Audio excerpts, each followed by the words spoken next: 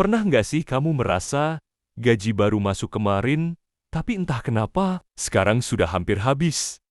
Tenang, kamu nggak sendirian. Banyak orang mengalami hal yang sama. Bukan karena mereka malas, bukan karena kurang uang, tapi karena belum tahu cara sederhana mengelola keuangan. Hari ini, kita bahas pelan-pelan, bukan teori rumit, bukan istilah finansial yang bikin pusing, tapi langkah kecil yang bisa langsung kamu lakukan. Karena perubahan besar selalu dimulai dari hal sederhana.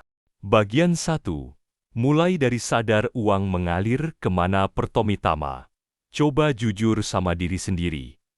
Selama ini, uangku dipakai untuk apa saja? Bukan buat menyalahkan diri sendiri, tapi buat sadar, cukup catat pakai buku kecil atau aplikasi di HP.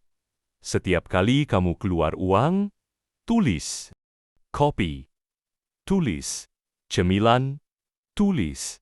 Bensin, tulis. Awalnya mungkin terasa remeh. Tapi setelah 30 hari, kamu akan kaget. Ternyata kebocoran finansial sering datang dari hal kecil yang tidak pernah dicatat. Bagian 2. Bedakan keinginan dan kebutuhan. Langkah kedua, belajar membedakan ingin dan butuh. Butuh itu makan, tempat tinggal, transportasi, kesehatan. Ingin itu nongkrong mewah, gadget terbaru, baju padahal lemari masih penuh. Bukan berarti kamu nggak boleh menikmati hidup. Boleh banget. Tapi jangan sampai ingin mengalahkan butuh. Saat kamu mau beli sesuatu, coba tanya, kalau aku tidak beli ini sekarang, hidupku berubah nggak? Kalau jawabannya tidak, mungkin itu cuma keinginan. Bagian 3. Pakai aturan sederhana, 50 kurang 30 kurang 20. Sekarang kita masuk ke teknik yang mudah banget. Misalnya kamu punya penghasilan 3 juta. Bagi seperti ini. 50% untuk kebutuhan hidup. Makan, sewa kos, bensin, listrik, pulsa, cicilan penting. 30% untuk keinginan, nongkrong, jajan, jalan-jalan, hobi. 20% untuk masa depan. Tabungan, dana darurat, investasi, atau belajar skill baru. Kalau gaji kamu kecil, bukan berarti nggak bisa. Persentasenya bisa disesuaikan. Yang penting, selalu ada porsi untuk masa depan. Karena satu hal yang pasti, masa depanmu juga butuh biaya. Bagian 4.